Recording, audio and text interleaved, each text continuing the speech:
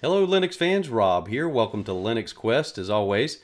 Thank you for watching. Well, it's been a while, but I was reading through the news and I am super excited when it comes to gadgets, especially phones. And the idea behind a completely open source phone is just something that I have dreamed about. Now, I've gone through Windows phones all the way back to when it was Windows Mobile, back when all those phones had keyboards. And then when Android came out, I jumped on the Android bandwagon, messed around with iPhone for a while. But really and truly, what I would love to have is a completely open source, really encrypted, a private phone that doesn't want all of your account information and everything. And I am sure many of you are familiar with Purism. And, they manufacture laptops, which uses the Pure OS, which I think is a Debian-based operating system. But here's the phone, and this was on OMG Ubuntu as well, the Librem 5. So this is going to be a 5-inch phone. There's not a lot there as far as specs yet, because by the time this thing really kind of rolls around, if it makes it off of the ground, the processors and everything could change. But right now they're saying 5-inch screen with 3 or 4 gigs of RAM, 32 megabytes of, 32 gigs of storage space, which would be, all around a nice phone. I would much prefer really a 5.5 or 5.7 for myself personally. But hey, if it's open source and it's end-to-end encryption like they're talking about here, I'd be thrilled with it. I'd love it.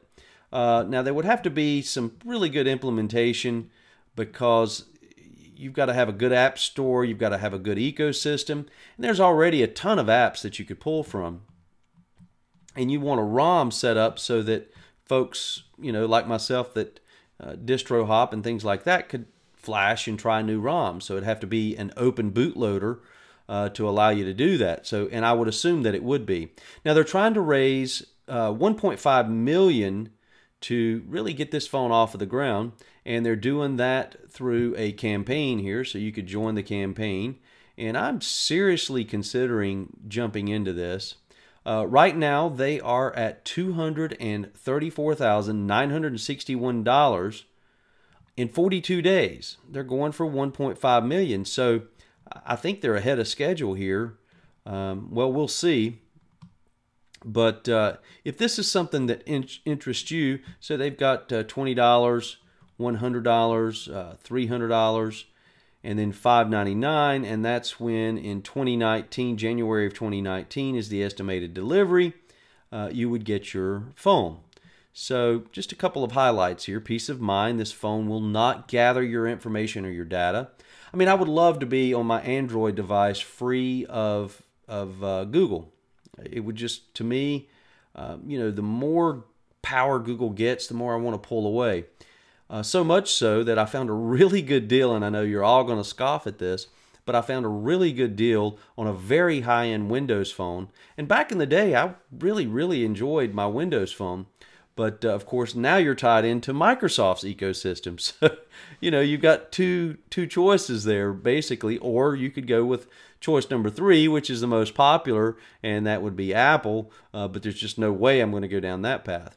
So, again, would love to have this phone here running the Pure OS or whatever version of Linux they decide to go with on this GNU Linux that they decide to go with this. So peace of mind, does not track you, high quality. Now they're saying that now, but we don't know what all the specs are. But quick facts here. Does not run Google Android. Does not run Apple iOS. So they picked out the most popular, of course.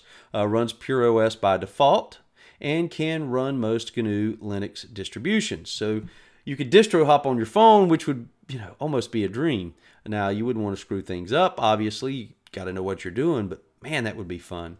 End-to-end decentralized communications via Matrix. Now, this is going to be LTE, so basically 2G, 3G, 4G, all GSM networks. Basically a global phone, because you'll see, in the U.S. you've got AT&T and T-Mobile, which are GSM based, running LTE. So that's good to see.